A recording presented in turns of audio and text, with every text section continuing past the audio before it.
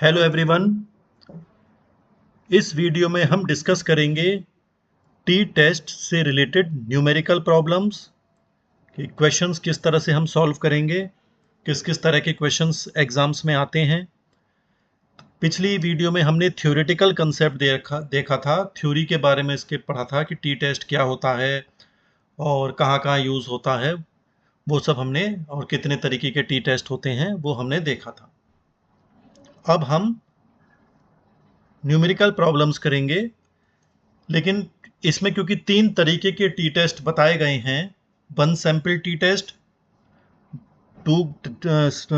T test of 2 dependent samples या independent samples आप कह सकते हैं, और तीसरा डिपेंडेंट सैंपल है वो पेयर टेस्ट माना जाता है। तो 3 तरीके के ये टी टेस्ट होते हैं।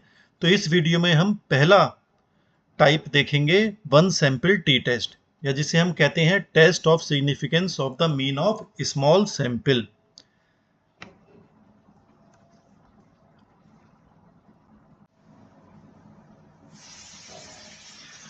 तो हम देखेंगे वन सैंपल टी टेस्ट, यानी कि test of significance of the mean of small sample.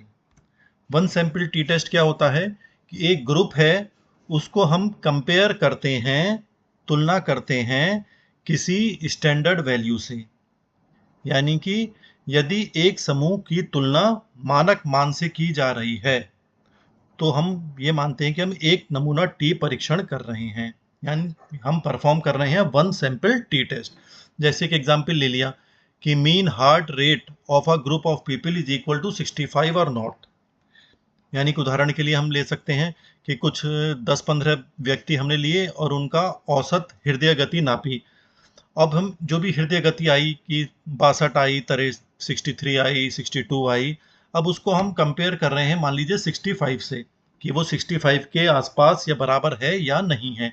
तो एक कोई वैल्यू हम ले लेते हैं 65, या जो पॉपुलेशन का एवरेज हो सकता है वो हमने ले लिया, और उसको हम कंपेयर करते हैं जो एक्चुअल मीन हमने सैंपल में लिया है।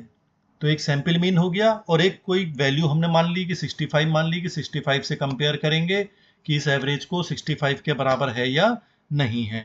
ऐसी हाइट के बारे में हो सकता है कि कुछ व्यक्तियों की लंबाई हमने नापी और उसका 10 व्यक्तियों की लंबाई नापी और उनका एवरेज ले लिया, हमने मीन निकाल लिया।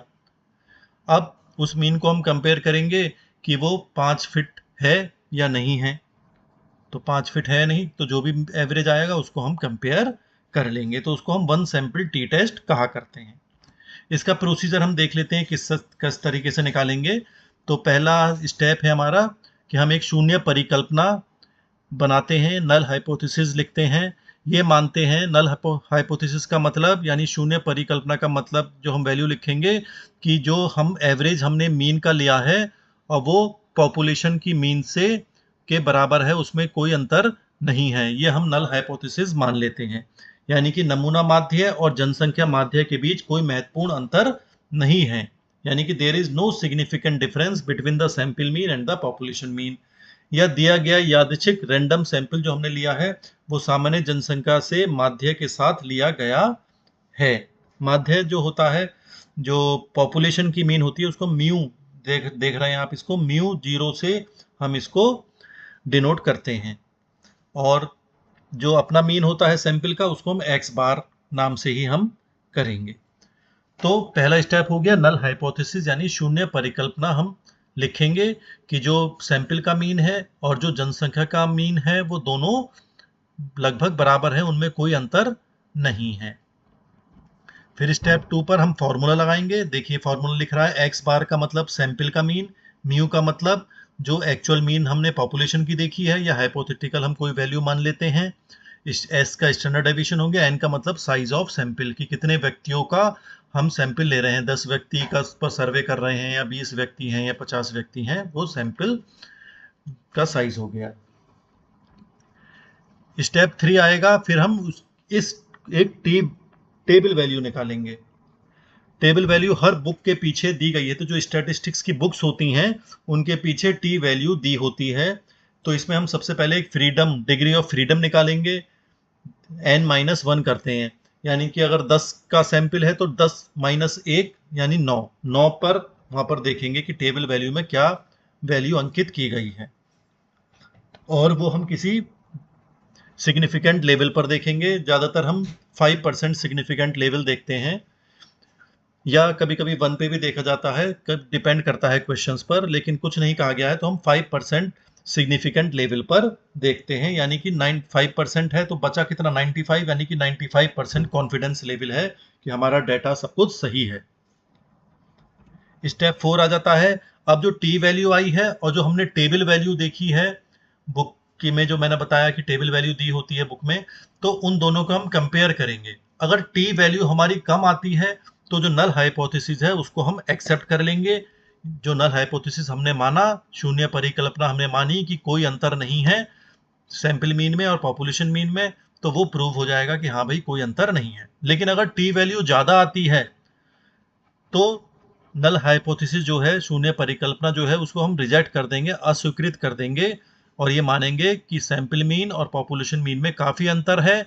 या हम ये कह सकते हैं कि जो सैंपल लिया गया है वो इस पॉपुलेशन से, इस जनसंख्या में से नहीं लिया गया है, ये मान लिया जाता है। ये स्टेप 4 हो गया। अब फॉर्मूले की बात करते हैं। स्टैंडर्ड डेविएशन निकालने का ये फॉर्मूला है। अगर हम स्टैंडर्ड डेविएशन निकाल रहे हैं तो ये फॉर्मूला आप याद कर लेंगे, लिख लेंगे, तो हम क्वेश्चन करेंगे तो ये फॉर्मूला हम उसमें लगाएंगे। ये x minus x bar upon n minus 1 करेंगे, या इसका x माइनस एक्स बार को हम d भी कहते हैं, d मान लेते हैं, डेविएशन लिया है मीन से, तो d स्क्वायर हम करेंगे और डिवाइड करेंगे n माइनस 1, और ये अंडर रूट में रहेगा। अगर डेविएशंस एज्यूम मीन से ले, वो जो पिछला वाला पार्ट था वो हम डेविएशन ले रहे हैं मीन में से, और यहाँ पर अगर डेविएशंस एज्यूम मीन से लेंगे तो ये फॉर्मूला बन जाएगा summation d square x minus summation d x upon n का होल स्क्वायर इंटू एन, और डिवाइड कर देंगे एन माइनस 1 से। अब बात ये आती है कि कभी कभी if standard deviation is given in the question, कभी कभी स्टैंडर्ड डेविएशन क्वेश्चन में ही दिया हुआ होता है, तो फिर फॉर्मूला टी का थोड़ा बदल जाएगा। जो टी का हमने लगाया है mean minus mu upon standard deviation, under root में एन होता था जो हमने फॉर्मूला था, लेकिन अगर स्टैंडर्ड डेविएशन क्वेश्चन में गिवन है तो हम एन माइनस 1 करेंगे। बस ये आपको ध्यान रखना है, ये फॉर्मूले आपको याद करने हैं, बार बार लिख कर आप प्रैक्टिस कर सकते हैं, क्योंकि हम क्वेश्चन करेंगे, अगर फॉर्मूला भूल गए तो फिर वो क्वेश्चन बेकार हो जाएगा, गलत हो जाएगा, और कोई अंक नंबर हमें नहीं मिलेंगे। ठीक है, अब हम कुछ न्यूमेरिकल क्वेश्चंस देख लेते हैं, जिससे कि ये फॉर्मूलेज किस किस तरह से हमें लगाने हैं वो हमें समझ में आ जाएगा, और क्या कंसेप्ट होता है, किस किस तरह से हम ये क्वेश्चंस करते हैं, वो आपके क्लियर हो जाएंगे। तो हम न्यूमेरिकल क्वेश्चंस देखते हैं। अब हम न्यूमेरिकल क्वेश्चन देख लेते हैं, जिससे कि जो हमने थ्योरी समझी है उसको हम किस तरीके से अप्लाई करेंगे, तो वो हम न्यूमेरिकल प्रॉब्लम्स में हम सीखेंगे। देखिए पहला क्वेश्चन आता है आपके सामने, इसको हम क्वेश्चन नंबर 1 नाम देंगे। देखिए, एक बड़े शहर में हमने 9 मेल यानी कि 9 पुरुषों का हमने एक रैंडम सैंपल लिया, उनकी हाइट देखी 9 व्यक्तियों की, और वो जो हाइट आई निकलकर वो आई, एवरेज निकाला तो 170 आई, 170 सेंटीमीटर। अब हमें देखना है कि ये जो नमूने जो लिया गया, ये जो सैंपल लिया गया, ये जनसंख्या भिन्नता का निष्पक्ष अनुमान 11.25 स्क्वायर सेंटीमीटर जो वेरिएंस दिया गया है, वो क्वेश्चन में गिवन है हमें ये कि जो 11.25 हमें वेरिएंस यानी दिया गया है, इससे हम स्टैंडर्ड डेविएशन निकालेंगे, फॉर्मूला मैं आपको बता चुका हूं। और जो एक हमने, जो हम कहते हैं ना कि एक वैल्यू से हम कंपेयर करते हैं, वो वैल्यू हमने ली है 171.25, कि इससे ये मेल खाती है, इस यूनिवर्स से, इस ब्रह्मांड कह लीजिए, या इस पॉपुलेशन से मैच करती है या नहीं है, वो हमें ढूंढना है। तो यहां पर जो हमें गिवन है, यहां पर गिवन है हमें नंबर ऑफ आइटम्स, यानी n कितना है, 9। मीन हमें इनका दिया गया है 170, और वेरिएंस जो होता है वो हमें यहाँ पे दिया गया है 11.25। जो वेरिएंस जो ये होता है ये स्टैंडर्ड डेविएशन का स्क्वायर होता है, यानी कि ये स्क्वायर होता है। तो हम स्टैंडर्ड डेविएशन निकाल सकते हैं इससे। तो हमारा स्टैंडर्ड डेविएशन का ये साइन होता है स्टैंडर्ड डेविएशन का इस तरह से। तो 11.25 का अंडर रूट निकाल लीजिए आप, तो ये आ जाएगा आपका 3.35। ये स्टैंडर्ड डेविएशन हमारा हो गया। ये चीज़ें हमें गिवन है। अब हमसे पूछा गया है कि ये जो सैंपल डाटा है, ये जो हम पॉपुलेशन देख रहे हैं पूरे सिटी की, पूरे शहर की हाइट पुरुषों की, वो 171.25 हम मान रहे हैं, तो उससे ये मेल करता है, मैच करता है या नहीं करता है, वो हमें देखना है। क्वेश्चन को समझ लें। पूरे शहर का हमने एक एज्यूम करा कि 171.25 सेंटीमीटर एवरेज है पुरुषों की हाइट का। हाइट मीन्स कितने लंबे हैं वो। अब हमने सैंपल लिया 9 व्यक्तियों का, 9 आदमी चूज करे, रैंडम सैंपल लिया हमने, और हमने देखा उनका एवरेज हमने निकाला हाइट का, तो वो 170 आया। अब हमसे ये क्वेश्चन में पूछना चाह रहा है कि ये 170 जो सैंपल का जो नमूना लिया हमने और 170 उसकी हाइट आई, वो पूरी पॉपुलेशन से ही लिया गया है, उससे कुछ मैच करता है या नहीं करता है, ये हमें बस पता लगाना है। तो हम नल हाइपोथेसिस लिख लेते हैं। क्वेश्चन को कॉपी कर लीजिएगा पहले आप। तो नल हाइपोथेसिस, शॉर्ट में हम इसको H0 लिख देते हैं। तो हम तो ये मानते हैं कि दोनों सेम है, कोई डिफरेंस नहीं है। तो हम ये मानते हैं कि डाटा सेम है, कंसिस्टेंट है, data are consistent.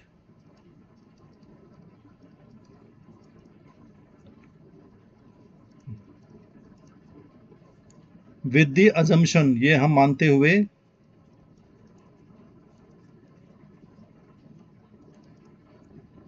with the assumption of mean height, जो एवरेज हाइट ली है, of 171.25 centimetre for the man of the city।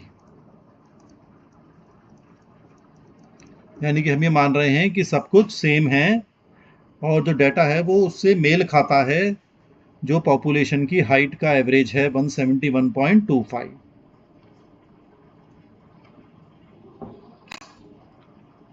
अब हमें क्या देखना है कि यानी कि जो नल हाइपोथेसिस है हमारा, नल हाइपोथेसिस है वो म्यू का मतलब पॉपुलेशन का मीन होता है, और ये 171.25 के आसपास है, ये हमने मान लिया। टी का फॉर्मूला मैं आपको बता चुका हूँ, mean minus mu upon standard deviation, ये स्टैंडर्ड डेविएशन का साइन होता है, और अंडर रूट में n-1, ये मॉडस कहते हैं इसको हम, यानी कि यहाँ पे हम माइनस प्लस नहीं देखते, बस केवल अंतर देखते हैं। अब बस फॉर्मूले में लगा लीजिए। मीन हमारा कितना था 170, म्यू मीन्स पॉपुलेशन का मीन कितना था, इसे म्यू कहते हैं, म्यू 171.25, स्टैंडर्ड डेविएशन हमने ऊपर निकाला 3.35, और n नंबर ऑफ आइटम कितने हैं, 9 व्यक्ति थे, -1 करके हम लेते हैं। इसको बस सॉल्व करना है आपको। यहाँ पे ये 2 डंडे यानी कि मॉडस लग जाता है। तो t बराबर हमारा हो गया, इसमें से इसको माइनस अंतर देखेंगे तो 1.25 का आया, ये 3.35, इसका ये 8 बचा, 9 में से गया 8 बचा, 8 का अंडर रूट निकाल लीजिए और वो लिख दीजिए यहाँ पे 2.8284। और जब इसको कैलकुलेट करेंगे, इसको दोनों को गुणा कर लीजिए, 3.35 से डिवाइड कर दीजिए, भाग कर दीजिए आप, तो आपको वैल्यू मिलेगी 1.055, ये वैल्यू निकल कर आएगी। अब जैसे हमने काई स्क्वायर सीखा था पिछली वीडियोस में, काई स्क्वायर की वीडियो भी आप देख सकते हैं, तो हम एक टेबल वैल्यू भी देखा करते हैं at 5% level of significance. Degree of freedom जो हम मानते हैं, डिग्री ऑफ फ्रीडम वो मानते हैं n-1, मतलब कि 9 में से 1 घटाया 8 वैल्यू देखेंगे टेबल में जब देखेंगे। अभी मैं आपको बता दूंगा किस तरह से टेबल में देखेंगे वैल्यू। और ये हम देखते हैं एट 5% लेवल ऑफ सिग्निफिकेंस।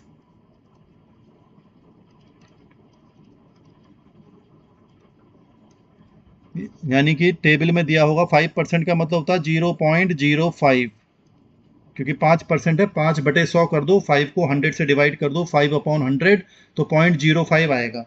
इस पर हम वैल्यू देखेंगे, यानी कि ये 5% मतलब 0.05 कहते हैं। अब हम टेबल वैल्यू देखेंगे। मैं आपको बता देता हूं किस तरह से हम टेबल वैल्यू देखेंगे।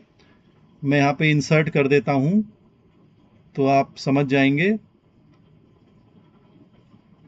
ये देखिए,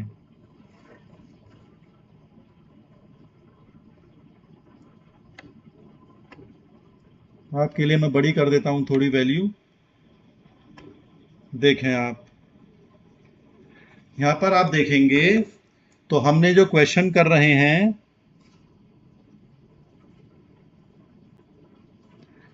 यहाँ पर आप देखेंगे तो मैंने आपको डिग्री ऑफ फ्रीडम कितना बताया, 9 - 1 8, यानी कि 8 वैल्यू देखेंगे। यहाँ पे हम 8 ये दे रखा है, डिग्री ऑफ फ्रीडम 8 दे रखा है।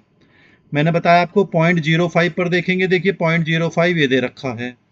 अब यहाँ से लेके आप सीधे चलेंगे, सीधे चलेंगे और यहाँ पर आ जाइए तो देखिए ये वैल्यू दिख रही है आपको 2.306, 2.306। इधर 0.05 से चलिए, इधर 8 से चलिए, जहां मैच करेगा ये 2.306 वैल्यू आ गई।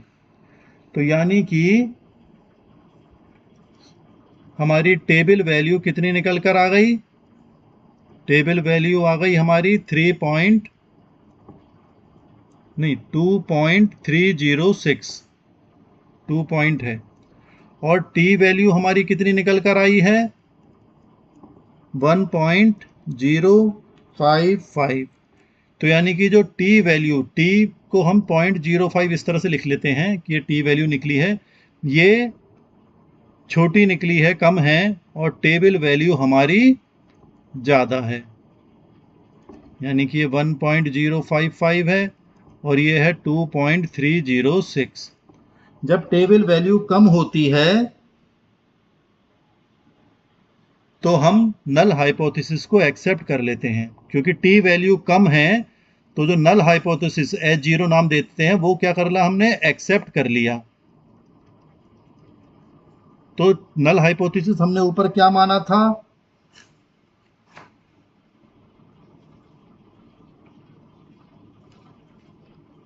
नल हाइपोथेसिस करेक्ट हो गया, और यानी कि डेटा हमारा कंसिस्टेंट है, डेटा इज कंसिस्टेंट। यही क्वेश्चन में हमने ऊपर लिखा था, नल हाइपोथेसिस में लिखा था कि डेटा कंसिस्टेंट है पॉपुलेशन से। ये मीन्स कि जो पॉपुलेशन का एवरेज है वही सैंपल का है, उसके आसपास ही है। तो ये माना गया कि जो सैंपल लिया गया वो उस पूरे पॉपुलेशन में से ही हमने लिया है, उस यूनिवर्स में से ही हमने लिया है। ये हमें यहाँ पर बताना पड़ता है कि यूनिवर्स से ही हमने वो सैंपल लिया है और उसका डाटा जो है वो कंसिस्टेंट है, उस पूरे सिटी की जनसंख्या जो है, जो पुरुष हैं उनसे मेल खाती है, जो सैंपल का एवरेज हमने लिया है। ये हमारा क्वेश्चन में हमें लिखना पड़ता है। तो सिंपल है बात, बस टी वैल्यू आपको निकालनी है, बस किस तरह से निकालनी है ये आपको सीखना है। चलिए दूसरा क्वेश्चन देख लेते हैं। क्वेश्चन को मैं पहले कॉपी कर लेता हूं यहाँ पर।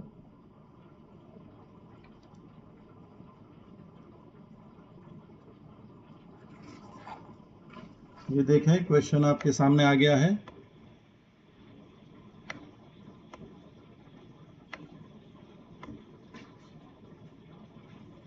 क्वेश्चन देख लीजिए, क्वेश्चन नंबर 2।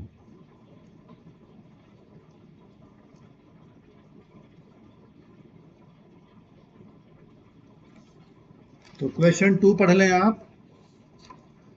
यहाँ पर देखिए दिया गया है, हमें रिजल्ट्स दिए गए हैं एक सैंपल लिया गया 10 डिब्बों का, बिस्किट्स के पैकेट होते हैं तो बिस्किट्स के 10 बॉक्सेस का हमने सैंपल लिया।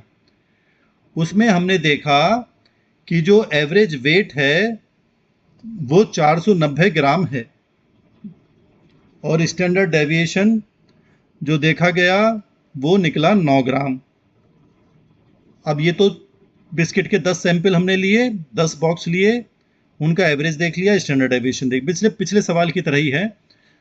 अब यहाँ पर ये कहा गया है कि हमने जो पॉपुलेशन देखी उसका एवरेज आ रहा है 500 ग्राम। हमने एज्यूम करा कि जो अगर हमने तो केवल 10 बिस्किट के पैकेट लिए हैं, 10 डिब्बे लिए हैं बिस्किट्स के, लेकिन जो सारे बिस्किट्स होंगे उनका जो एवरेज निकाला वो 500 ग्राम्स इन्होंने माना है।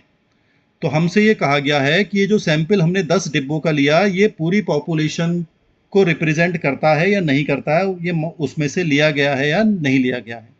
तो लास्ट में देखिए लिखा हुआ है, क्या नमूना 500 ग्राम माध्य वाली जनसंख्या से लिया जा सकता है, कि ये वहाँ का माना जा सकता है या नहीं माना जा सकता है, ये हमें पता लगाना है। तो फिर हम देख लेते हैं क्वेश्चन को कॉपी कर लीजिएगा पहले आप, क्योंकि ये हट जाता है फिर। अब हम आगे चलते हैं, सवाल का उत्तर देखेंगे। तो यहाँ पर देखिए हमें क्या क्या दे रखा है, n बराबर 10 दे रखा है, इनका मीन हमें दे रखा है 490 ग्राम, स्टैंडर्ड डेविएशन का ये साइन होता है, ये हमें दे रखा है 9, और म्यू यानी पॉपुलेशन का मीन है 500। सब चीज़ें गिवन हैं। अब हम नल हाइपोथेसिस क्या मानते हैं, H0। पहले नल हाइपोथेसिस लिख देता हूं। नल हाइपोथेसिस यानी HO, ये कितने क्या माना हमने, नल हाइपोथेसिस हमने माना है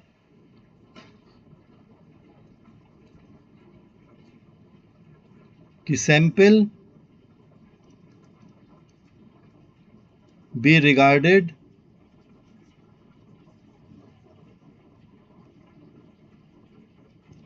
to be taken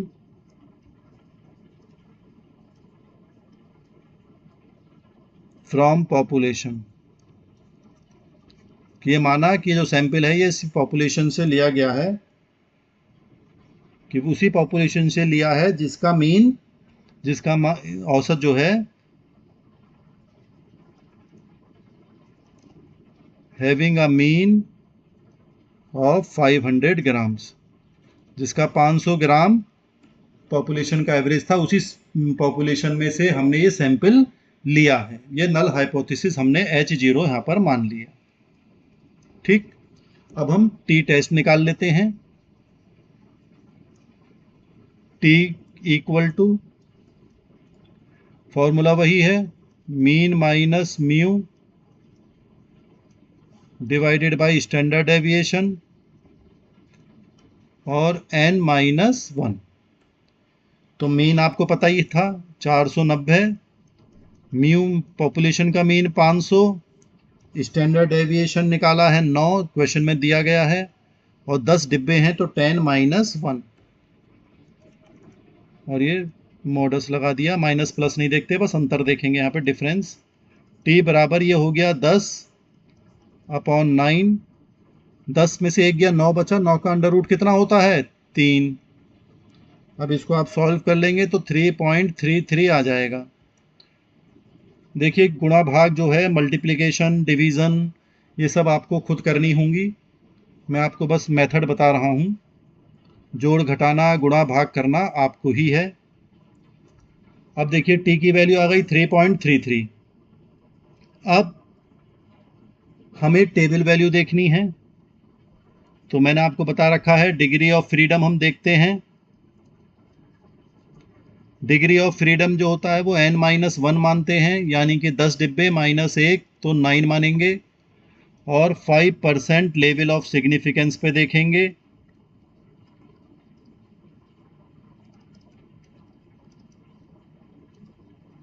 %5 level of significance पर। फिर टेबल देखेंगे, टेबल कहें तो मैं दोबारा आपको दिखा देता हूं।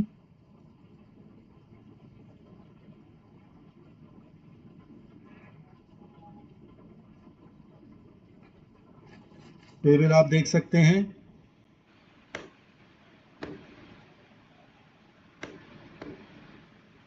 दोबारा मैं आपको दिखा रहा हूं ये।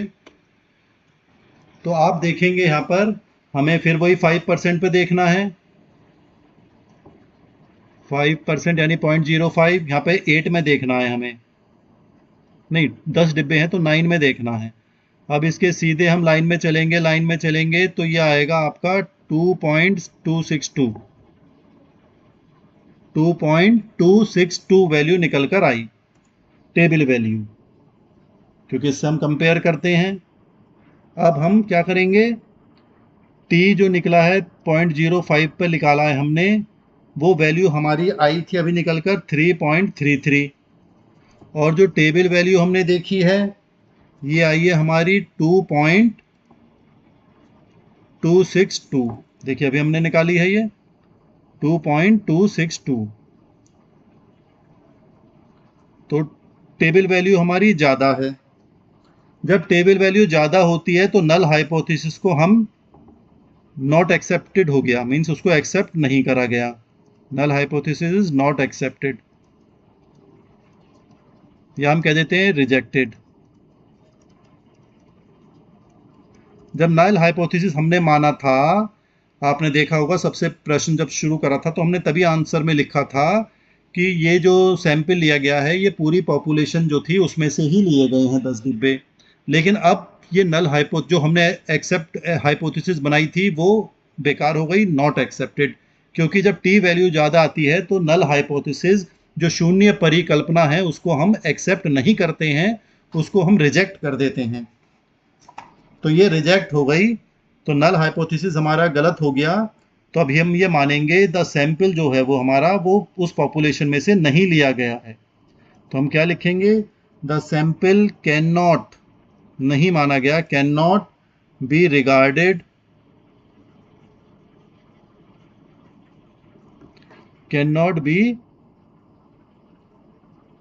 Regarded from a population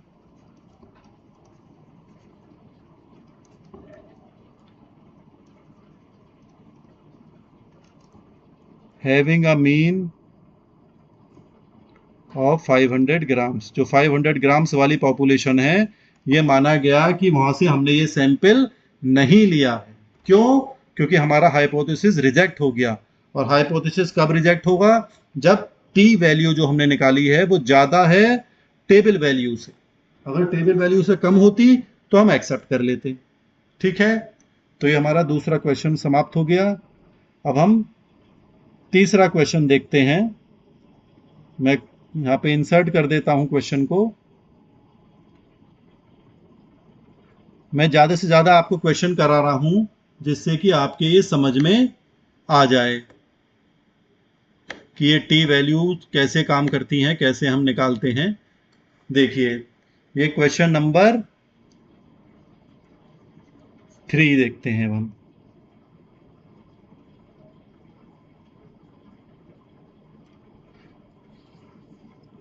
question number 3 देखिए। अब वो पहले 2 क्वेश्चन तो लगभग एक जैसे थे, ये थोड़ा अलग है। देखिए यहाँ पे एक जनसंख्या में से 10 व्यक्तियों को हमने रैंडम सैंपल के द्वारा चुना। 10 व्यक्ति हमने छांटे रैंडम सैंपल से, और उनकी हाइट हमने चेक करी, उनकी जो लंबाई थी, उनकी लेंथ कह लीजिए, उनकी लंबाई जो थी वो दे रखी हमें। 10 व्यक्तियों की एक की 63 सेंटीमीटर फिट रही, या जिसमें भी हम मान सकते हैं, इंच में माना गया है यहाँ पर 63 inch, 63 inch, 64 inch, 65 inch, 66 inch, 70 inch, फिर दूसरे के 70 इंच और 71 इंच।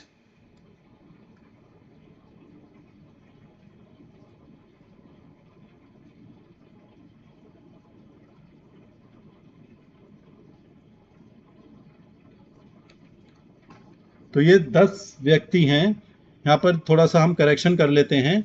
देखिए एक 63 है, दूसरा भी 63 है, फिर 64 है, फिर 65 है, 66 है, और 2 69 भी हैं, एक 69 और एक 69, ये भी लिख लेते हैं हम। 69 भी है, 2 व्यक्ति 69 इंच के हैं, और फिर 2 70 के हैं और एक 71 का है। ये हमें दिए गए हैं। 2 लिखने से छूट गए थे, तो 2 69 69 भी हैं। तो ये 10 व्यक्ति की इंच में हाइट दे रखी है। अब हमने एक जो यूनिवर्स था, जो पॉपुलेशन थी, उसमें जो एवरेज हाइट हमने देखी वो 65 इंच की है। अब हमने अलग अलग निकाला है, तो हम अब ये देख लेते हैं कि भाई ये जो हमने लिया है, जो सैंपल लिया है 10 व्यक्तियों का, वो उसी पॉपुलेशन में से लिया है जिसकी एवरेज हाइट 65 इंच है। उसी पॉपुलेशन में से लिया है या नहीं लिया है, ये हमें देखना है। ठीक है, तो फिर वैसे ही करेंगे। नल हाइपोथेसिस हम वही मानेंगे। नल हाइपोथेसिस शून्य परिकल्पना हम क्या मानेंगे? नल हाइपोथेसिस मानेंगे सैंपल बी रिगार्डेड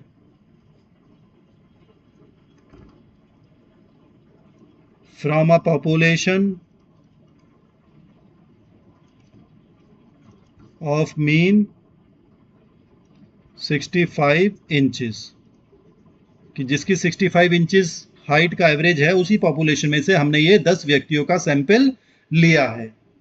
ठीक है, तो हम इसको इस तरह से भी लिख देते हैं कि नल हाइपोथेसिस H0 मानते हैं, ये म्यू के बराबर है 65, ये हम एज्यूम कर लेते हैं। अब यहाँ पर आप देखेंगे तो हमें स्टैंडर्ड डेविएशन नहीं दिया गया है। स्टैंडर्ड डेविएशन यहाँ पे देखिए, हमें मीन दे रखा है, मीन भी हमें निकालना पड़ेगा। मीन पॉपुलेशन सैंपल का मीन गायब है, इसका स्टैंडर्ड डेविएशन भी गायब है, केवल म्यू दे रखा है 65। तो जो डाटा हमें दिया गया है उससे हम ये मीन निकाल लेते हैं पहले। यानी कि जो हमें डाटा दिया गया है, तो मीन कैसे निकालेंगे हम? पहले मीन निकाल लेते हैं। तो वैल्यू हमें दे रखी है 63 प्लस 63 कर लीजिए, plus 64 plus 65 plus 66 plus 69 plus 69 plus 70 plus 70 plus 71, और इनको सबको भाग कर दीजिए। सबको जोड़ने के बाद 10 से भाग कर दीजिए, क्योंकि 10 सैंपल हमने लिए हैं। ये इनको आप सब जोड़ेंगे तो ये आएगा 670, और 10 से भाग कर दीजिए तो ये आ जाएगा 67। तो हमारा जो मीन आया वो 67 निकल कर आ गया। ठीक है, अब हम स्टैंडर्ड डेविएशन निकाल लेते हैं। स्टैंडर्ड डेविएशन निकालने के लिए हमें क्या करना है देख लीजिए। स्टैंडर्ड डेविएशन की अलग से मैंने वीडियो बना रखी है स्टैटिस्टिक्स में, आप देख सकते हैं वहाँ पर कि स्टैंडर्ड डेविएशन किस तरह से निकाले जाते हैं। यहाँ पर थोड़ा सा फॉर्मूला अलग हो जाता है, इसलिए मैं आपको बता देता हूँ। एक्स मान के हम वैल्यू लिखते हैं, सारी वैल्यू लिख लीजिए।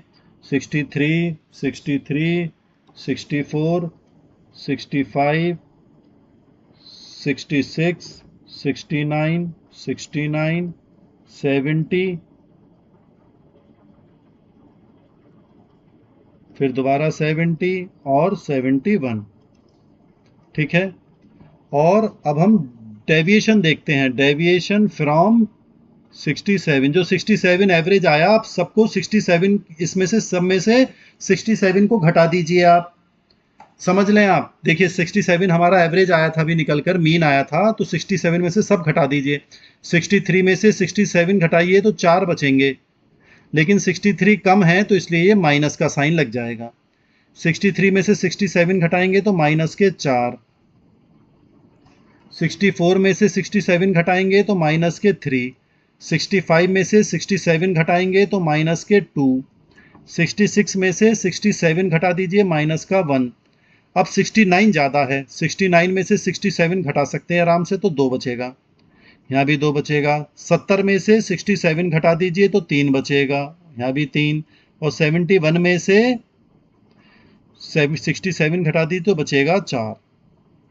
फिर हम इसका जो निकाला है इसको हम डी स्क्वायर कर लेते हैं। इसको स्क्वायर का मतलब होता है कि -4 को -4 से ही गुणा करना है। तो 4 चौक कितने होते हैं? 4 × 4 16, 4 को मल्टीप्लाई करो 4 से 16, -4 को -4 से ही गुणा कर रहे हैं तो माइनस माइनस प्लस बन जाता है, तो यहाँ पे इसलिए सब प्लस में रहेंगे। -3 गुणा -3, 3 multiplied by 3 9, 2 multiplied by 2 4, 1 multiply को 1 से ही मल्टीप्लाई करेंगे 1, 2 मल्टीप्लाइड बाई 2 4, इनका स्क्वायर निकालना है तो 3 तिया 9, 3 तिया 9, 4 चौक 16, यानी कि 4 इंटू 4 16, और इसको जोड़ लीजिए, ये समेशन डी स्क्वायर आ जाएगा, डी स्क्वायर का सम, तो ये आप जोड़ेंगे तो ये आ जाएगा 88। अब हम अपना स्टैंडर्ड डेविएशन निकाल लेते हैं। स्टैंडर्ड डेविएशन का फॉर्मूला सिंपल है, अंडर रूट में summation d square upon n minus 1, केवल इतना फॉर्मूला आपको लगाना है। तो टोटल इसका है 88 अपॉन 10 माइनस 1, तो इसको आप सॉल्व करेंगे 88 डिवाइडेड बाई 9, तो इसको 9 से इसे भाग कर दीजिए और अंडर रूट निकालेंगे आप, तो ये आ जाएगा 3.127। ये हमारा स्टैंडर्ड डेविएशन निकल कर आ गया। जोड़ घटाना गुणा भाग देखिए आपको करनी पड़ेगी, क्योंकि गुणा भाग मैं नहीं बता पाऊंगा आपको इस समय। अब हम फॉर्मूले में लगाते हैं। देखिए सब चीज़ें हमें मिल गई हैं, तो हमें देखिए अब क्या क्या मिल गया। मीन मिल गया, 67 निकाला था। स्टैंडर्ड डेविएशन अभी हमने निकाला 3.127। म्यू आपको क्वेश्चन में गिवन ही था 65। अब हम टी निकाल लेते हैं। टी मीन माइनस म्यू बटे स्टैंडर्ड डेविएशन और अंडर रूट एन। ये भी मैंने आपको बता रखा है, अंडर रूट एन मानते हैं जब हमें स्टैंडर्ड डेविएशन हम मीन से निकालते हैं। तो जब हमने स्टैंडर्ड डेविएशन निकाला है तो यहां पर n माइनस 1 नहीं करेंगे,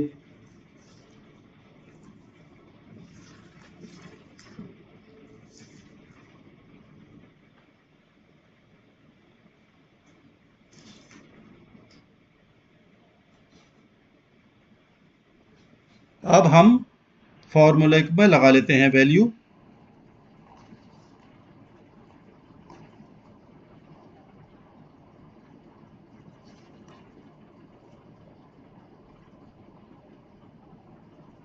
क्योंकि यहाँ पे स्टैंडर्ड डेविएशन गिवन होता है क्वेश्चन में, तो हम n माइनस 1 करते हैं। स्टैंडर्ड डेविएशन हमने निकाला है तो खाली हम n लिखते हैं यहाँ पर।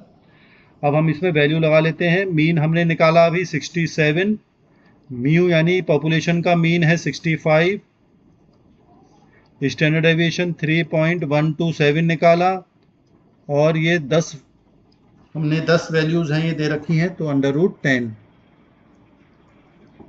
बस अब आपको ये सॉल्व करना है।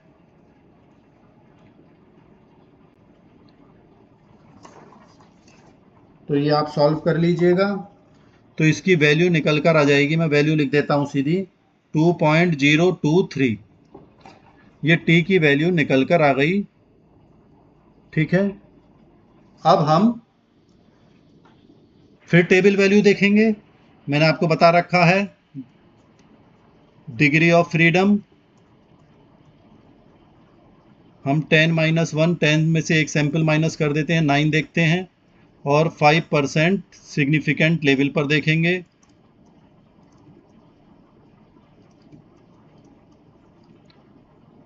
तो यहाँ पर टी वैल्यू टेबल वैल्यू हमें दी गई है। टेबल में आप देख सकते हैं, मैंने 2 बार टेबल आपको दिखा दी है। तो टेबल वैल्यू निकल कर आ जाएगी आपकी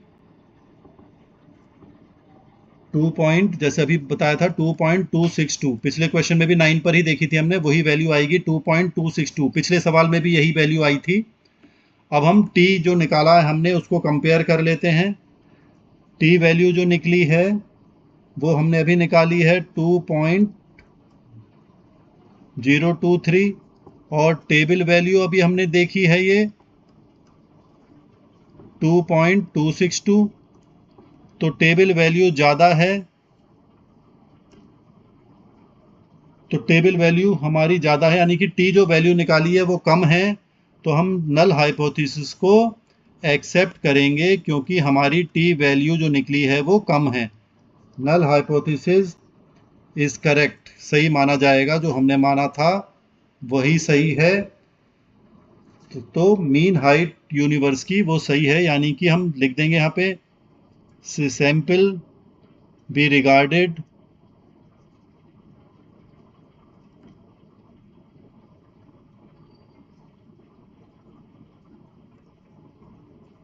from population having mean of 65, यानी कि जिस पॉपुलेशन का एवरेज 65 है वहां से ही हमने ये सैंपल लिया है। तो ये नल हाइपोथेसिस हमारी एक्सेप्ट हो गई कि सैंपल मीन और पॉपुलेशन मीन लगभग सेम है।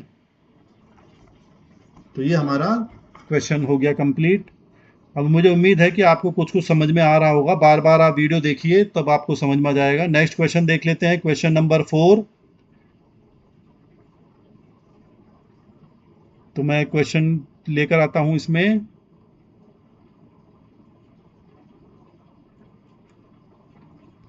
ये आप देखेंगे,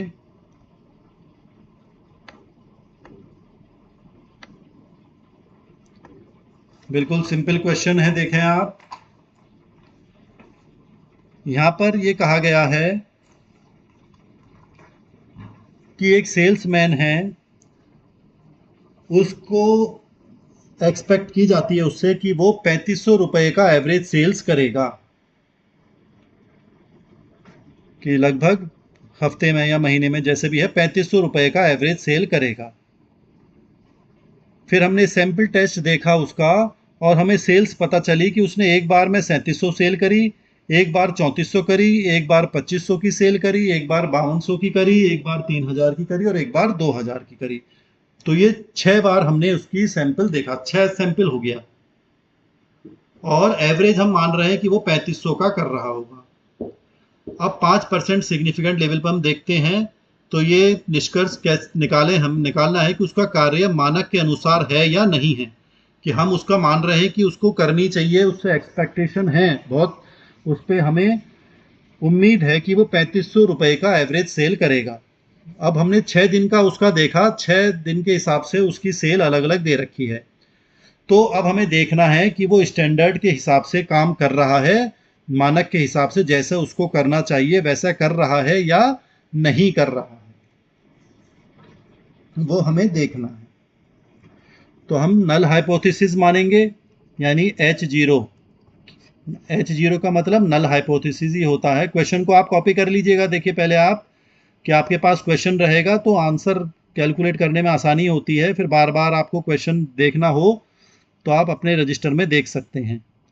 तो हम नल हाइपोथेसिस हम क्या मानेंगे कि द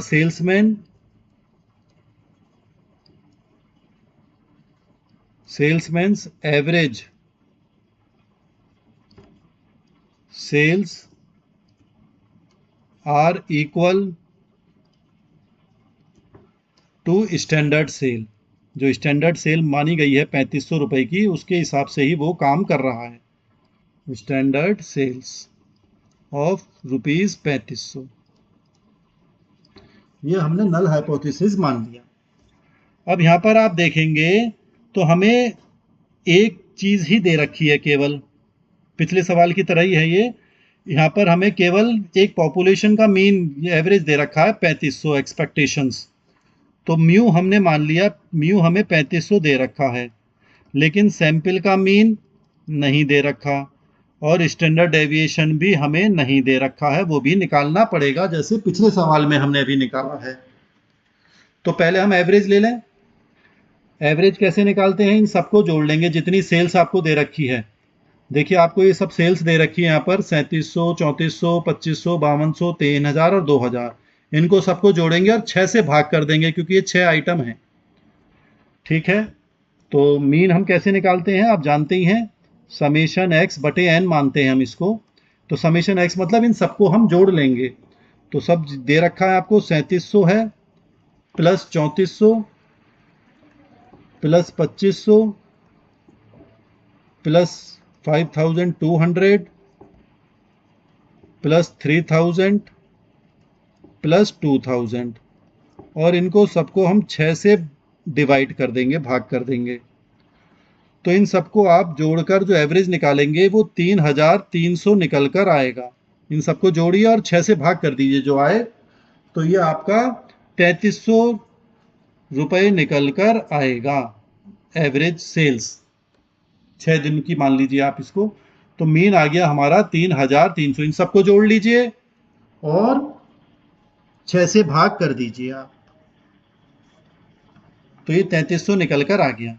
स्टैंडर्ड डेविएशन अब हमें निकालना है, वही इसी मेथड से निकलेगा जैसे अभी हमने निकाला है, पिछले सवाल में निकाला था। तो हम इसको x मान लेंगे और सबको लाइन से लिख देंगे। 3700, 3400, 2500, 5200, 3000 और 2000। फिर मैंने आपको बताया था हम डी निकालते हैं।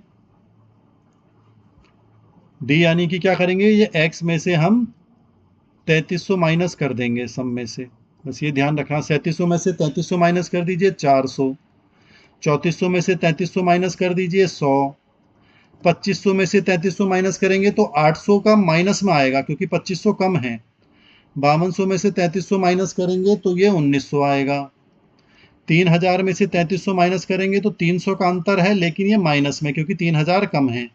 ऐसी 2000 में से 3300 माइनस करेंगे तो माइनस के 1300 आ जाएंगे और हम इसका फिर स्क्वायर निकाल लेंगे, यानी कि 400 को 400 से ही गुणा करना है। तो 400 गुणा 400 कितना होता है, 1,60,000। 100 को 100 से ही गुणा करना है तो 10,000 आ जाएगा। 800 को 800 से ही गुणा करना है तो ये 6,40,000 आ जाएगा। 1900 को 1900 से ही गुणा करना है तो 36,10,000 आ जाएगा। 300 को 300 से गुणा करिए 90,000 आ जाएगा। 1300 को 1300 से गुणा करिए तो 1,69,000 रुपये आ जाएगा। 16,90,000 बैठेगा ये। और फिर आप इसको सबको जोड़ लीजिए, summation d square. D square का सम कितना आ गया, जोड़ कितना आ गया, 62 और 4 5 जीरो लग गए, 62 लाख आ गया। ठीक है, अब हम स्टैंडर्ड डेविएशन का फॉर्मूला लगा देते हैं। स्टैंडर्ड डेविएशन बराबर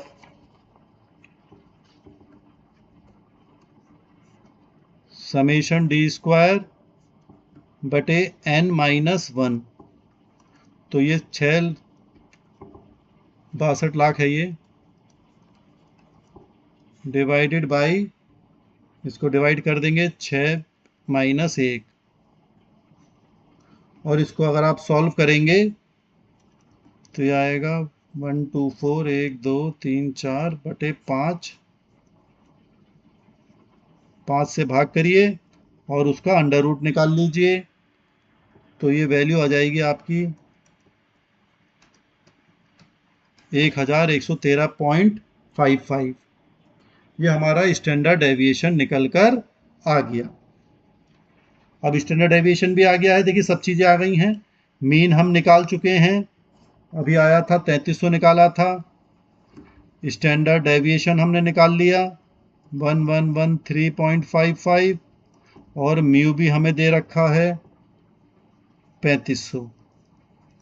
अब हम अपने फॉर्मूले में हम लगा लेते हैं, टी वैल्यू अब आराम से निकल सकती है। देखिए तो टी बराबर mean minus mu upon standard deviation under root n, और ये दो डंडे लग गए यानी मोडस लग गया। माइनस प्लस यहाँ पे हम इग्नोर कर देते हैं, केवल पॉजिटिव वैल्यू मानते हैं। तो बस इसमें वैल्यू लगा लीजिए 3300 माइनस 3500 अपॉन 1113.55, मॉडस लग गया। अंडर रूट हमारा कितना है 6। टी बराबर, अब आपको ये सॉल्व करना है। ये 200 हो गया 0.55 गुणा अंडर रूट 6, इसको आप सॉल्व करेंगे तो ये 2.449 निकल कर आएगा। ये इसकी वैल्यू है, मैं यहाँ लिख देता हूँ 200 डिवाइडेड बाई 1113.55 गुणा 2.449 अंडर रूट इसका ये निकलेगा। अब इसको 200 से ऊपर को इसको गुणा करिए और 1113.55 से इसे भाग कर दीजिए, तो ये वैल्यू आ जाएगी आपकी 0.43985। ये आपकी वैल्यू निकल कर आई है टी वैल्यू, ये टी वैल्यू निकल कर आ गई। फिर हमें इसकी टेबल वैल्यू देख लेते हैं। तो टी वैल्यू तो हमारी आई है ये 0.43985 और टेबल वैल्यू हम देखेंगे तो पहले हम देख लेते हैं, डिग्री ऑफ फ्रीडम हमें लिखना पड़ेगा।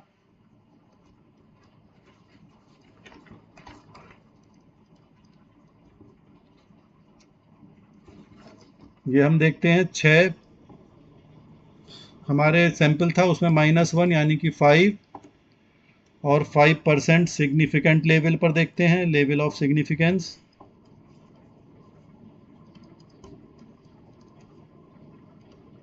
ठीक है, तो वैल्यू देख लेते हैं। टी की वैल्यू तो हमें दे ही रखी है 0.43985 और टेबल वैल्यू हम देख लेते हैं।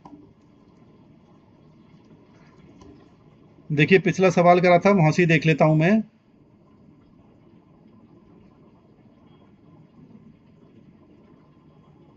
ये देखिए यहाँ पर था टेबल वैल्यू ये।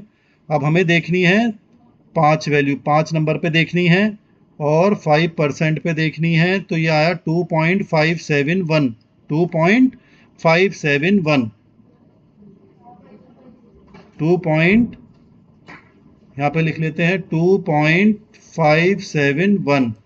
टेबल वैल्यू हमारी ज़्यादा आई है, टी वैल्यू हमारी कम आई है। तो जब टी वैल्यू कम आती है तो नल हाइपोथेसिस हम एक्सेप्ट कर लेते हैं। एक्सेप्ट कर लिया तो इसका मतलब ये साबित हो गया कि सेल्समैन की एवरेज सैलरी स्टैंडर्ड सेल्स के बराबर ही है। सेल्समैन की एवरेज सेल्स जो है वो स्टैंडर्ड सेल्स के बराबर ही है। तो हम यहाँ पर लिख सकते हैं, यानी कि वो 3500 के आसपास ही है, तो इसका मतलब सेल्समैन स्टैंडर्ड के अनुसार काम कर रहा है। यानी कि हम मान लेते हैं कि the work of salesman is as per standard. जो स्टैंडर्ड फिक्स करा गया है उसका 3500 की सेल्स वो करे, उससे उम्मीद लगाई गई है, तो वो उसके हिसाब से ही काम कर रहा है। तो क्योंकि टी वैल्यू कम आई है तो वही हमने एक्सेप्ट कर लिया। तो उम्मीद है कुछ आपको समझ में आ रहा होगा कंसेप्ट। बार बार आप इन क्वेश्चंस को करिए, बार बार वीडियो देखेंगे तो आपको और आसानी से समझ में आ जाएगा। एक क्वेश्चन चलिए और कर लेते हैं, ये आखिरी क्वेश्चन कर लेते हैं इस वीडियो का। क्वेश्चन में निकाल के ले आता हूं।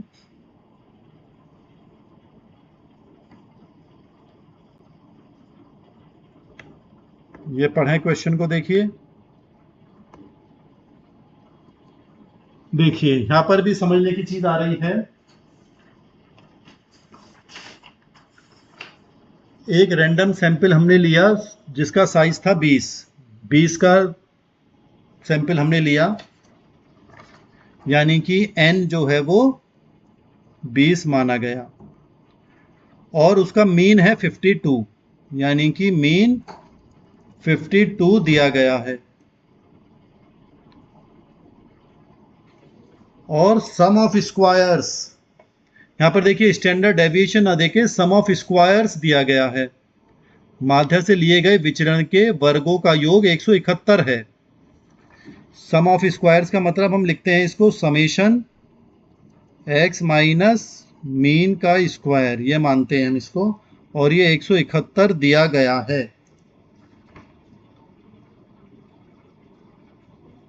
और म्यू जो दिया गया है वो 55 दिया गया है क्वेश्चन में। देखिए तो आकार है 20 यानी n है बीच, एक रैंडम सैंपल लिया गया जिसका एवरेज है 52 और उसका सम ऑफ स्क्वायर्स जो है वो 171 है। इससे इसकी मदद से हम स्टैंडर्ड डेविएशन निकाल लेंगे। अब आपसे पूछा है क्या इस नमूने को 55 माध्य वाली जनसंख्या से लिया गया माना जा सकता है, यानी कि एक पॉपुलेशन है जिसका एवरेज 55 है और हमारे सैंपल का मीन 52 आ रहा है। तो ये आपसे पूछा है कि जो पॉपुलेशन का मीन है 55, उसी पॉपुलेशन से ये सैंपल लिया गया है या नहीं, ये हमें अभी पता लगाना है। पहले हम इतना पता लगा लेते हैं। तो फॉर्मूले के लिए हमें क्या चाहिए कि स्टैंडर्ड डेविएशन चाहिए। तो स्टैंडर्ड डेविएशन का फॉर्मूला हमारा होता है स्टैंडर्ड डेविएशन, इसका फॉर्मूला होता है summation x minus x square, x minus mean का स्क्वायर, जो डी लिखते थे ना डी स्क्वायर, वही है ये, अपॉन n माइनस 1। तो ये हमें 171 दे रखा है और 20 n है, 20 माइनस 1। तो ये करेंगे आप 171 बटे 19, 171 को भाग करेंगे 19 से तो ये 9 निकल कर आएगा और 9 का अंडर रूट होता है 3, क्योंकि 3 गुणा 3 9 हो जाता है, तो 9 का अंडर रूट हो गया 3। तो स्टैंडर्ड डेविएशन, ये इसका साइन होता है, साइन भी बना सकते हैं हम, स्टैंडर्ड डेविएशन हो गया 3। अब हम सिंपल है बस टी वैल्यू निकाल लेते हैं और हम नल हाइपोथेसिस भी लिख लेते हैं। नल हाइपोथेसिस आप जानते ही हैं, H0 हम नाम दे देते हैं। क्या लिख सकते हैं कि वही सैंपल से हमने लिया है कि sample be regarded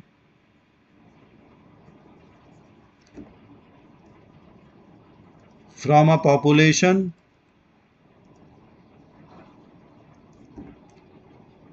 having a mean of 55, कि 55 वाली जो एवरेज है उसी पॉपुलेशन से ये सैंपल हमने लिया है। अब हम टी वैल्यू निकाल लेते हैं तो पता चल जाएगा कि ये एक्सेप्ट हम होगा कि नहीं होगा। टी का फॉर्मूला फिर आपको पता ही है, mean minus mu upon standard deviation,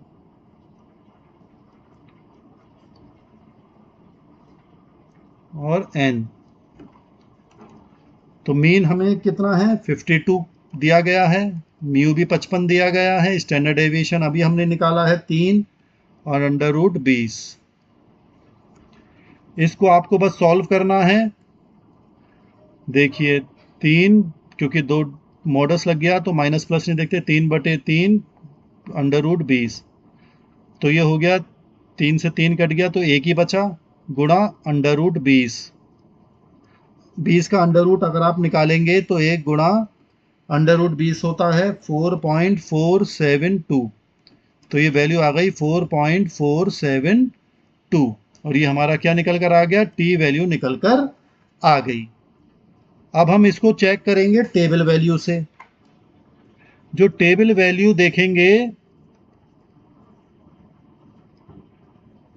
तो हम ये देखेंगे डिग्री ऑफ फ्रीडम कितनी मानेंगे, 20 है तो 19 पे देखेंगे हम, या मैं दोबारा से यहाँ पे लिख देता हूँ। डिग्री ऑफ फ्रीडम जो मानेंगे, ये हम कई बार बता चुका हूँ मैं आपको, डिग्री ऑफ फ्रीडम देखते हैं हम n माइनस 1 पर, तो 20 माइनस 1 यानी कि 19 पे टेबल में देखेंगे और 5% पे ही देखते हैं, 5% लेवल ऑफ सिग्निफिकेंस। तो टेबल वैल्यू अगर आप देखेंगे, ये मैं कई बार आपको बता चुका हूँ, बुक्स में भी आपके किताबों के पीछे भी ये टेबल वैल्यू दी होती है। टेबल वैल्यू हमें मिलेगी जब देखेंगे आप तो 2.093 आएगा निकल कर। अब हम इसको कंपेयर करते हैं, टी हमारी निकल कर आई है 4.472 और टेबल वैल्यू निकल कर आई है, सारिणी वैल्यू कह देते हैं इसको हम हिंदी में, 2.093। तो टी वैल्यू हमारी ज़्यादा है। जब टी वैल्यू ज़्यादा होती है तो नल हाइपोथेसिस जो H0 हम मानते हैं, नल हाइपोथेसिस रिजेक्ट हो जाती है, यानी कि सही नहीं है, नल हाइपोथेसिस इज रिजेक्टेड, क्योंकि टी वैल्यू ज़्यादा आ रही है। तो हम ये मानेंगे कि ये सैंपल में से नहीं लिया गया है।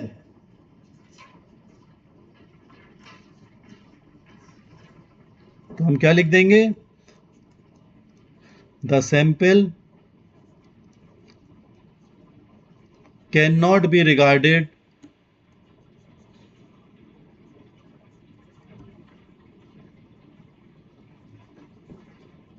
as taken from population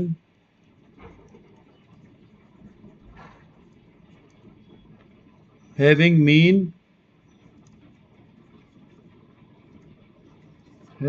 of 55, कि हमने माना कि ये सैंपल जो है वो इस पॉपुलेशन से नहीं लिया गया है, क्योंकि हमारी टी वैल्यू ज़्यादा आ रही है और जो हमने माना था वो रिजेक्ट हो गया, नल हाइपोथेसिस रिजेक्ट हो गई। ठीक है, ये क्वेश्चन यहाँ तक हो गया, बिल्कुल सिंपल है। लेकिन यहाँ पे देखिए एक बात और कही है, क्वेश्चन को आपने कॉपी करा होगा तो देखेंगे कि एक लास्ट लाइन और कही है, जनसंख्या के माध्य की 95% और 99% विश्वास सीमाएं प्राप्त करें, यानी कि obtain 95%, 90 and 99% confidence limits of the mean of the population. कि 95% पर कितनी वैल्यू आएगी और 99% पर कितनी वैल्यू आएगी वो हमें फाइंड आउट करनी है। तो कैसे करते हैं ये समझ लें आप, ये नई चीज है इस क्वेश्चन में। चलिए,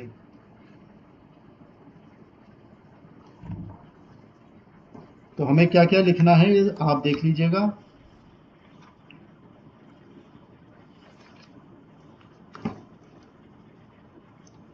तो ये हम लिमिट फिक्स करते हैं।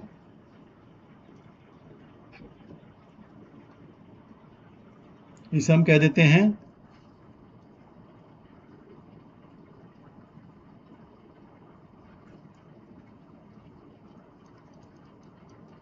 Fixing of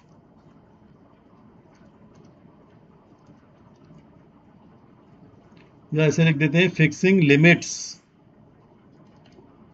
of population mean.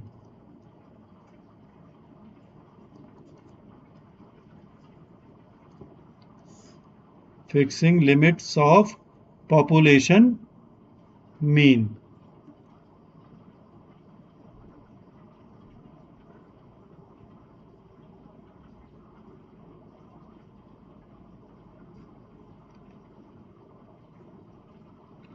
अब हमें क्या करना होता है कि जो मीन हमें दे रखा है उसके बेसिस पर हम जो नॉर्मली डिस्ट्रीब्यूटेड पॉपुलेशन हमारी होती है तो हम लिमिट्स पता लगा सकते हैं एट 95% पर और 99% कॉन्फिडेंस लेवल पर।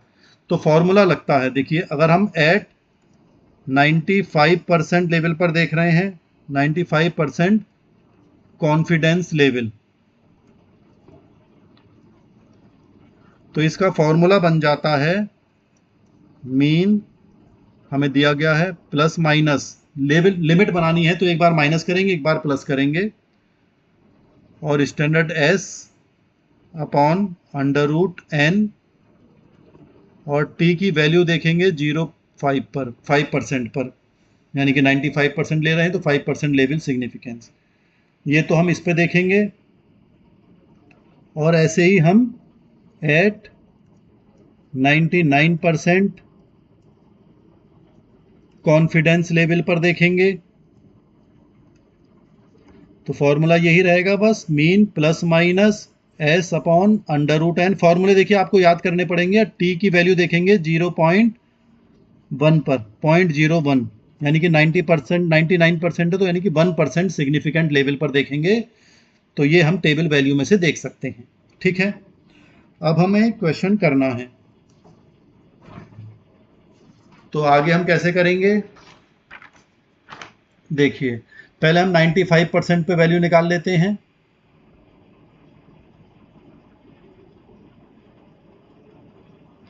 नाइन्टी परसेंट पर निकालने के लिए हमें क्या करना पड़ेगा, देखिए एट 95% पर हम पहले देख लेते हैं, 95% कॉन्फिडेंस लेवल पर। तो फॉर्मूला आपको याद है ही, mean plus minus S upon N और t की वैल्यू देखेंगे 5% पर, तो मीन हमें 52 दे रखा है, प्लस माइनस करेंगे, s हमने अभी निकाला था 3, अंडर रूट n कितने हैं 20 है।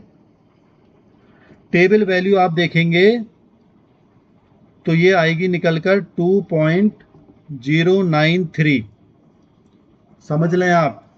मैं टेबल वैल्यू दोबारा दिखा देता हूं आपको, जिससे आपको कंसेप्ट क्लियर रहे।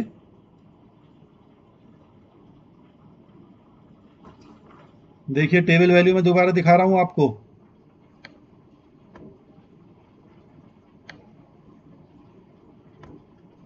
आप देखेंगे हमें 0.5% पे निकाल रहे हैं, ये 0.05 पर, और डिग्री ऑफ फ्रीडम हम क्या मानते हैं 20, जो n दे रखा है 9 माइनस 1 करते हैं तो 19 पर देखेंगे हम। तो यहाँ से आप सीधे चलेंगे तो यहाँ आएंगे तो ये आएगा 2.093, यानी कि 5% पे देखेंगे टेबल वैल्यू आपकी निकल कर आएगी 2.093। देखिए अभी मैं दिखा रहा हूँ आपको, कॉपी कर लीजिए। और 1% पे देखेंगे यानी कि 99% मानते हैं, तो 1% कहाँ मिलेगा आपको 0.01। ये देखिए ये 0.01 दे रखा है आपको, और 19 पर ही देखेंगे आप तो ये वैल्यू निकल कर आएगी 2.861। 2.861 यहाँ लिख देता हूं मैं आपको 2.861, क्योंकि बार बार टेबल नहीं देख पाएंगे तो मैंने अभी लिख दिया है ये 15% लेवल पर, और ये आपकी आ गई 1% सिग्निफिकेंट लेवल, यानी कि 99% कॉन्फिडेंस लेवल है, ये 95% कॉन्फिडेंस लेवल है। तो जो बच जाता है परसेंटेज वो लेवल ऑफ सिग्निफिकेंट मानते हैं।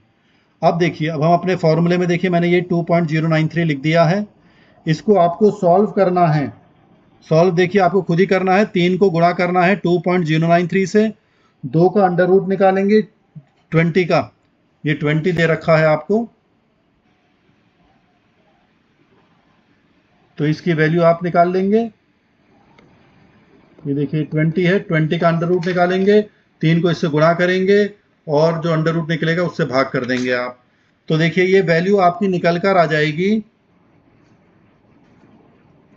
52, एक प्लस माइनस 1.404 निकल कर आएगी। जब सारी कैलकुलेशन कर लेंगे तो ये प्लस माइनस का मतलब होता है कि एक बार हम माइनस करेंगे 52 माइनस 1.404, और एक बार हम प्लस करेंगे 52 प्लस 1.404। माइनस करेंगे तो ये आएगा 50.596, और प्लस करेंगे तो आएगा 53.404। तो ये हमारी कॉन्फिडेंस लेवल की लिमिट आ गई है, ये फिक्सिंग द लिमिट हो गई है एक तरीके से। तो ये दो वैल्यू निकल कर आ गई, यानी कि फाइनल आंसर क्या हो गया 95% कॉन्फिडेंस लिमिट कितनी बनी, लिमिट मतलब कि कुछ इधर कुछ इधर, तो लिमिट बना ली हमने। तो ये लिमिट आपकी बन गई 50.596 से लेकर टू 53.404, इतने तक ये 95% पर कॉन्फिडेंस लिमिट मानी जाती है फॉर पॉपुलेशन मीन। कि पॉपुलेशन का जो मीन है, जो हमने अभी कितना निकाला है, क्वेश्चन में गिवन था, जो हमने अभी ये सवाल करा है, तो इसमें आप देखेंगे पॉपुलेशन मीन कितना था 55 दिया गया था म्यू। अब हमारी लिमिट निकल कर आ गई है कि जो, क्योंकि मैंने आपको क्या बताया कि हमारा जो आंसर था ये रिजेक्ट हो गया कि ये इस 55 वाले पॉपुलेशन से नहीं लिया गया है। तो अगर 55 से नहीं लिया गया तो कौन सी पॉपुलेशन से लिया गया होगा वो सैंपल? तो ऐसी पॉपुलेशन से लिया होगा जिसका मीन 50.596 से लेकर 53.404 के बीच में रहा होगा।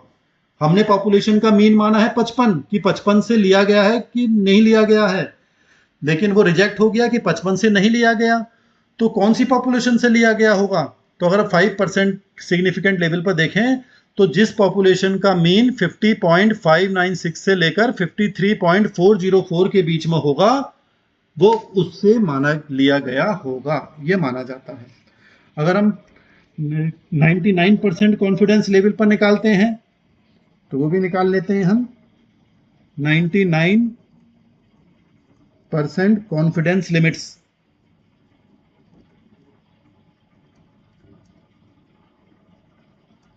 99% पे निकाल लेते हैं। लिमिट्स फॉर पॉपुलेशन मीन,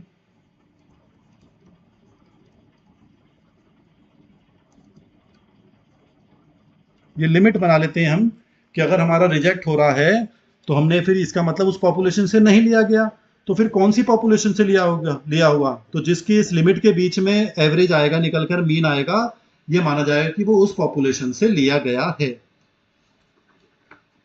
99% पे भी हम फिर वही फॉर्मूला लगाएंगे, आपको पता ही है, mean plus minus S upon under root n, और टी की वैल्यू देखेंगे 0.01 वाली जो मैंने अभी आपको बताई थी। टी की वैल्यू अभी मैंने लिखी थी ना, टेबल बताई थी आपको, 2.861 निकल कर आई थी। आप पीछे रिवाइंड करके देख सकते हैं, आपने रजिस्टर में क्वेश्चन करा होगा तो आप देख सकते हैं। तो ये वैल्यू निकाल लेते हैं। मीन हो गया 52 प्लस माइनस फिर वही 3 अपॉन अंडर रूट 20, और टी की वैल्यू कितनी मानेंगे हम, या मल्टीप्लाई कर लेंगे 2.861, और इसको आप सॉल्व कर लीजिए तो ये आ जाएगा 52 प्लस माइनस 1.919। इनको आप सॉल्व कर लीजिए, 3 से इसको गुणा करिए, 20 का अंडर रूट निकाल के भाग कर दीजिए तो 1.919 निकल कर आएगा।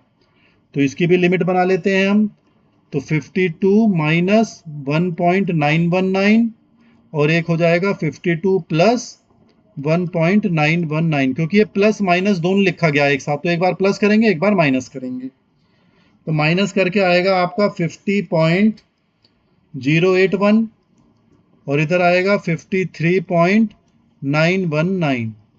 तो ये लिमिट हो गई आपकी, कितनी हो गई, 50.081 से लेकर टू 53.919। अगर हम 99% लेवल पर देखते हैं, यानी कि 1% सिग्निफिकेंट लेवल पर देखेंगे, तो जो हमारा सैंपल है वो ऐसी पॉपुलेशन से लिया गया होगा जिसका मीन 50.081 से 53.919 के बीच में रहा होगा। उस पॉपुलेशन की मीन से ही, सैंपल से ही हमारा ये पॉपुलेशन से ही सैंपल लिया गया होगा। ये हमें लिमिट देखनी पड़ती है। तो मैं उम्मीद करता हूं कि मैंने आज ये आपको 5 प्रश्न करे हैं, 5 न्यूमेरिकल प्रॉब्लम्स करे हैं, तो आप बार बार प्रैक्टिस करिए। तो उम्मीद है कि आपको ये कुछ समझ में आया होगा। बार बार प्रैक्टिस करिए, बार बार क्वेश्चंस को करिए, तो आपको ज़्यादा प्रैक्टिस होगी तो आप आराम से प्रश्नों को कर सकते हैं। फिर भी कोई समस्या हो तो आप कमेंट बॉक्स में लिख दीजिएगा। Thank you.